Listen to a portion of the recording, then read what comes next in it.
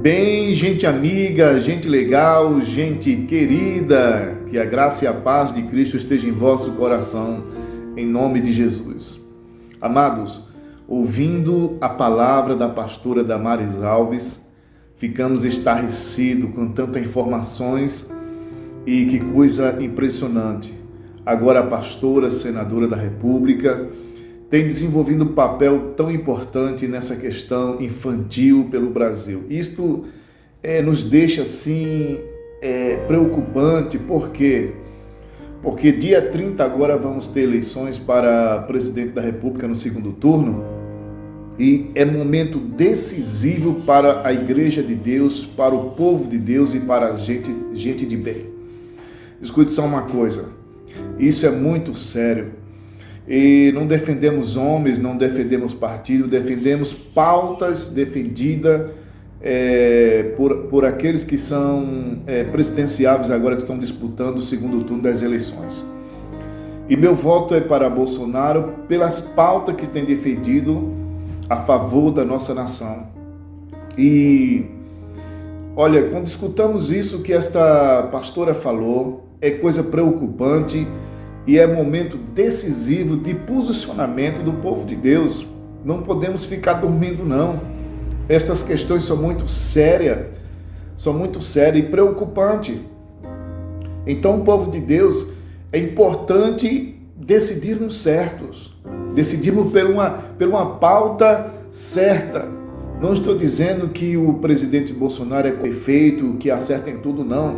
Mas tem pautas que condizem muito mais com aquilo que a gente acredita, que nós acreditamos como cristão, como evangélico e como gente de bem também, que mesmo não sendo cristão, mas defende pautas da família, né? Então, eu gostaria que você escutasse isso, vou postar aí, vou deixar um pedacinho para você ouvir o que essa pastora fala e isso é coisa séria e nós temos que se preocupar com isso. A senadora Damaris Alves, ela fala de coisa séria, uma mulher batalhadora por essas pautas, tem defendido, como a gente tem visto as notícias, pelas informações nas mídias. Então, nós como igreja do Senhor, temos que pensar certo, temos que pensar sério nas coisas que estão para vir para a nossa nação. O comunismo e o liberalismo e o ideológico, sabe, tem pautas liberais que logo vamos perder como diz assim, o rumo da estrada, da caminhada. Então, povo de Deus, gente de bem, pense bem sobre isso. É muito importante tomar a decisão certa e séria. Olha só, você vai escutar agora o que a pastora Damaris Alves está falando, e eu escuto isso como uma voz profética, como algo de Deus para nossas vidas, para nosso conhecimento, para nossas decisões. É o rumo de uma nação, é o rumo de um povo, entendeu? Então, pense sério. Nós não queremos um presidente que seja evangélico como o pastor, não. O presidente que seja evangélico não tenha problema, mas que, sabe, tenha um compromisso com as verdades, com a família, com a liberdade, com a pátria. Então, povo de Deus, eu conclamo você também, toma uma decisão certa. Neste domingo, dia 30 do segundo turno, vamos tomar uma decisão, vamos eleger o presidente Bolsonaro, 22 para presidente, porque as questões são muito sérias na nossa nação.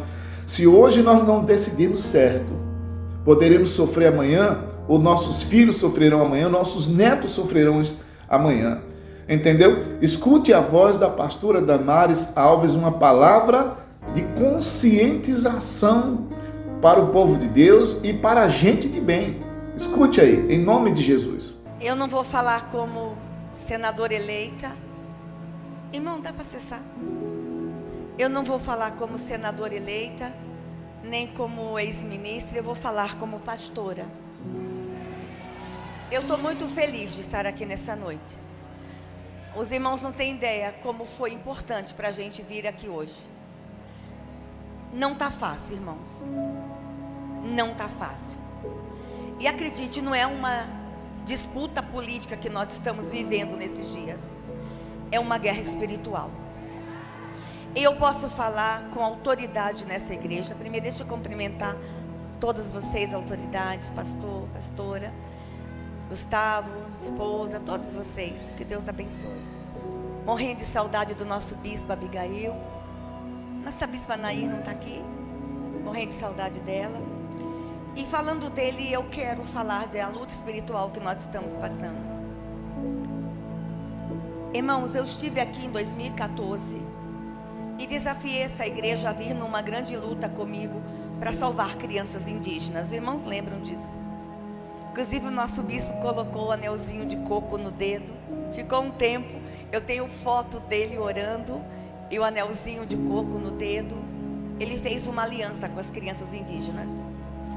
E eu falei para os irmãos que estavam matando crianças no Brasil, que crianças indígenas com deficiência eram enterradas vivas no Brasil, crianças indígenas gêmeas ou filhos de mãe solteira. Tem 2 índios me acompanhando aqui hoje, estão sentados aqui no auditório, uma da Amazônia e um de Roraima. E eles estavam aqui comigo naquele dia. Inclusive mandaram uma mensagem agora chorando. E nós escrevemos uma lei, irmãos, em 2007 para salvar essas crianças. Essa lei dorme no Senado Federal desde 2007. Os nossos senadores cristãos, quando tentam aprovar a lei, a resposta que eles têm é que não tem clima político para aprovar uma lei para salvar a vida de crianças indígenas. Eu vou lá ajudar os irmãos ali, ó, a criar o clima político agora.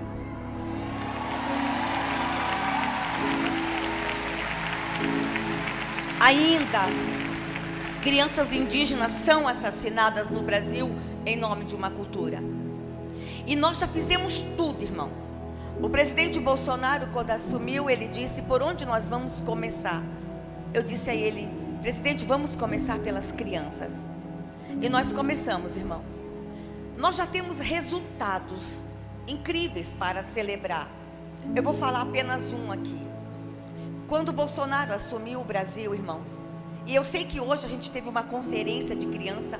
Essa é uma igreja que ama a criança. Essa é uma igreja que tem um trabalho incrível com criança.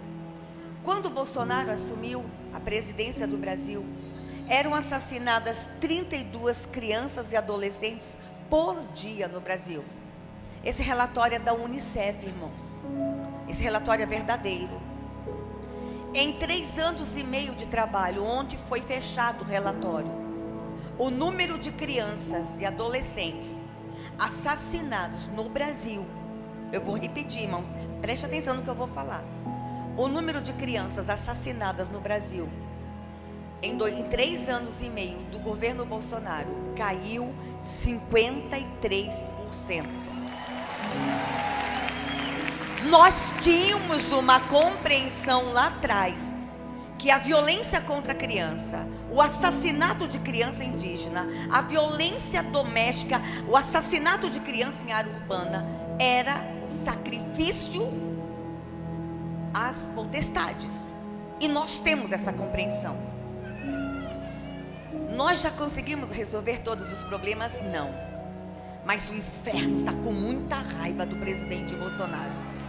Irmãos, acreditem, nós estamos diante nessa eleição, não é de uma disputa política, é de uma guerra espiritual.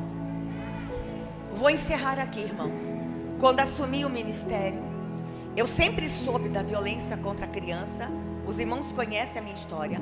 Mas quando eu abri as gavetas do ministério, eu me apavorei. Estavam sendo escondidos de nós dados oficiais que não falavam para a igreja. A gente pregava, a gente falava, mas a gente não tinha todos os dados na mão. Por exemplo, irmãos, desaparece ainda no Brasil entre 9 e 11 mil crianças por ano. Meu Deus, para onde vão essas crianças? Irmãos, e o Bolsonaro, quando assumiu em 2019, ele deu uma ordem para a gente criar o maior programa de busca de crianças desaparecidas. Irmãos, foram 2 anos e meio para construir um protocolo para encontrar as crianças desaparecidas no Brasil. Por que não avança?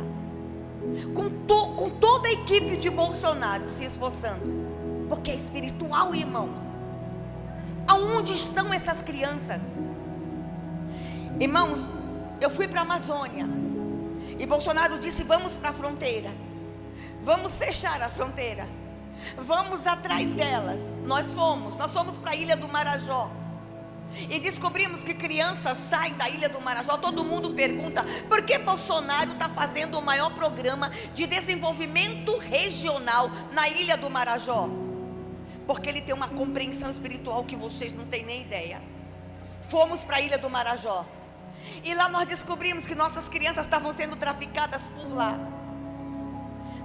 O Marajó faz fronteira com o mundo, Suriname, Guiânia. Eu vou contar uma coisa para vocês que agora eu posso falar. Nós temos imagens de crianças nossas brasileiras com 4 anos, 3 anos, que quando cruzam as fronteiras sequestradas, os seus dentinhos são arrancados para elas não morderem na hora do sexo oral. Essa nação que a gente ainda tem, irmãos. Nós descobrimos que essas crianças, elas comem comida pastosa para o intestino ficar livre para a hora do sexo anal.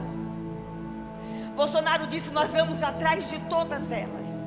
E o inferno se levantou contra esse homem. A guerra contra Bolsonaro, que a imprensa levantou, que o Supremo levantou, que o Congresso levantou, acreditem, não é uma guerra política, é uma guerra espiritual. E eu estou falando com a minha igreja, e eu tenho um manto constitucional para me expressar dentro da minha igreja. Tem coisas que eu não posso falar lá fora, mas aqui eu tenho a liberdade constitucional de manifestar a minha fé. Continuei abrindo as gavetas do ministério e descobri, irmãos, o horror. Eu descobri que nos últimos 7 anos no Brasil explodiu o estupro de recém-nascidos. Nós temos imagem lá no ministério, irmãos, de crianças de 8 dias sendo estupradas.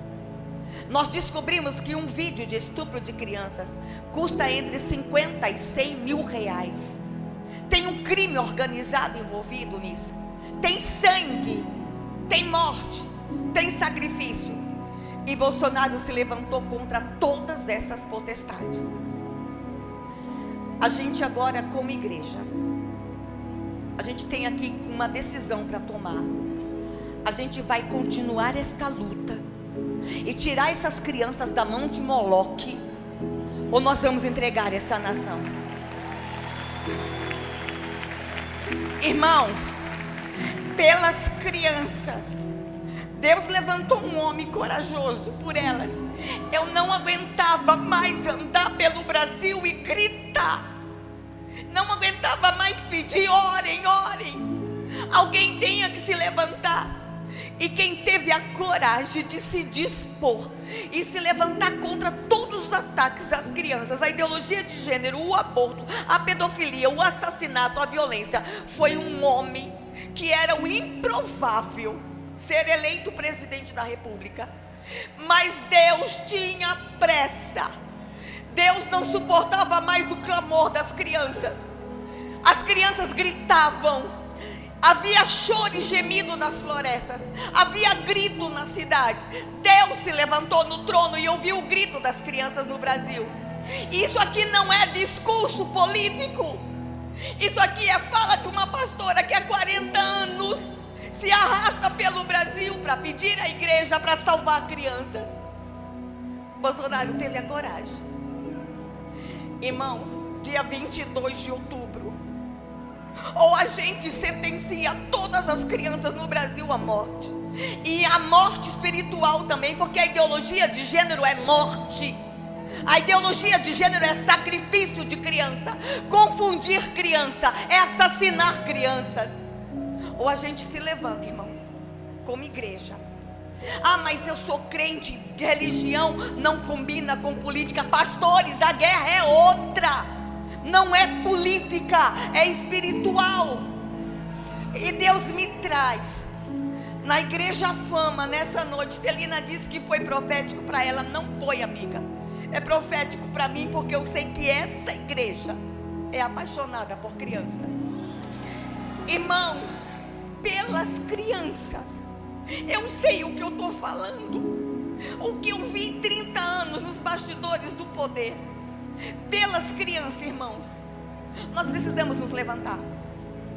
Vocês têm que sair daqui hoje, pegar o WhatsApp. Todo mundo tem um parente fora. Goiás já deu Goiás com certeza já deu e vai dar uma votação expressa ao presidente Bolsonaro. Mas o papel de vocês não se limita a Goiás. Fale com os parentes fora de Goiás. Fale com todo mundo, irmãos. Orem. Se vocês acham que eu estou exagerando, vão para casa hoje e orem. Pede a Deus para revelar no seu coração. É guerra. Que Deus tenha piedade do meu presidente. Que Deus cubra ele com seu manto o tempo todo. Vocês não têm ideia o tamanho dos ataques. Vocês estão vendo essa mulher aqui, alegre, feliz? Vocês pensam que é isso? Vocês pensam que de madrugada essa mulher não chora? Vocês sabem o tamanho dos ataques? Não são ataques políticos, são ataques espirituais.